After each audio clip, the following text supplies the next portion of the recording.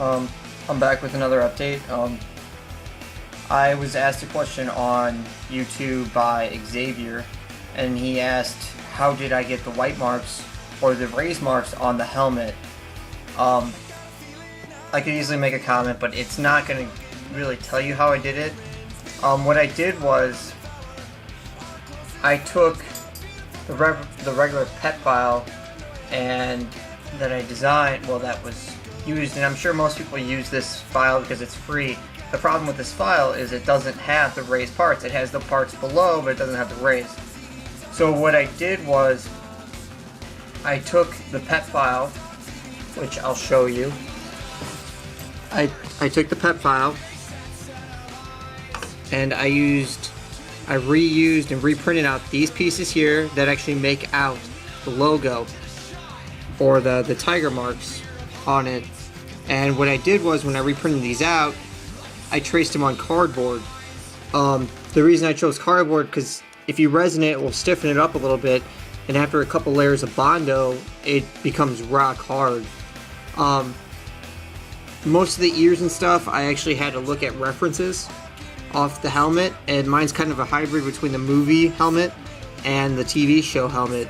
So what I did was I reprinted out different pieces. Let's see if I could find one. I reprinted out all these pieces and I glued them together.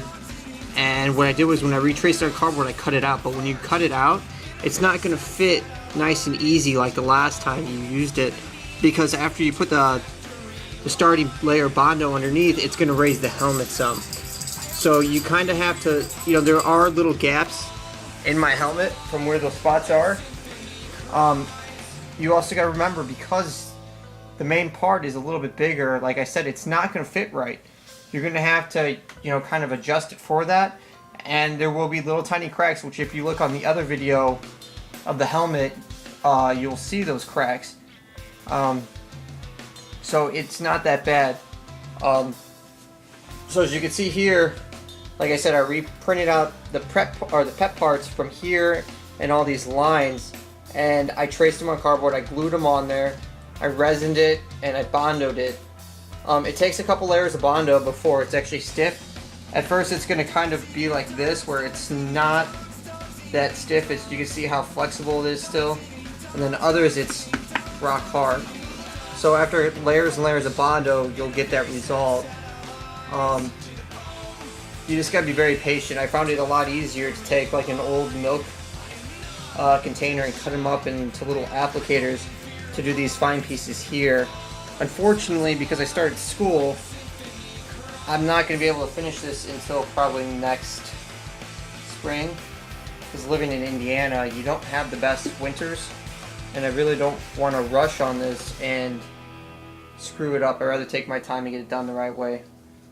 And also, like I said, for like the earpieces here that I made, all I did was I reprinted out how that looked online, and I just made up my own template. I'm like, nothing's perfect, but like even here, I redid that. I did that myself. And also the eyes and, the eyebrows, I redid myself. I just took references, and even if it's not perfect, you could always fix it with Bondo, because one of my eyebrows are bigger than the other one, so Bondo will fix that. Just be patient. It takes a lot of time.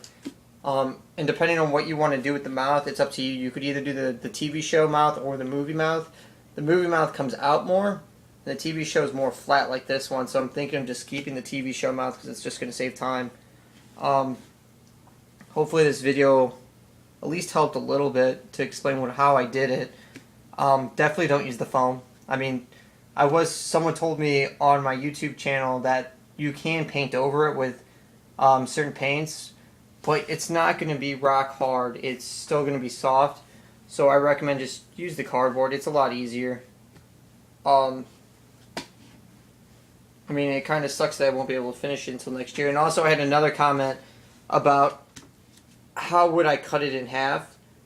Honestly, the easiest way to cut it in half is I would take painter's tape, start from the middle, make it perfectly flat and even, and then use the tape and go down, and then use a Dremel tool to cut the rest of the pieces. It depends on what you want to do. Honestly, I think the best way to do is just finish it and then cast it, then cut it. But if you don't want to spend the extra money to cast it, then yeah, just use the painter's tape to mark the line and cut it with the Dremel real carefully.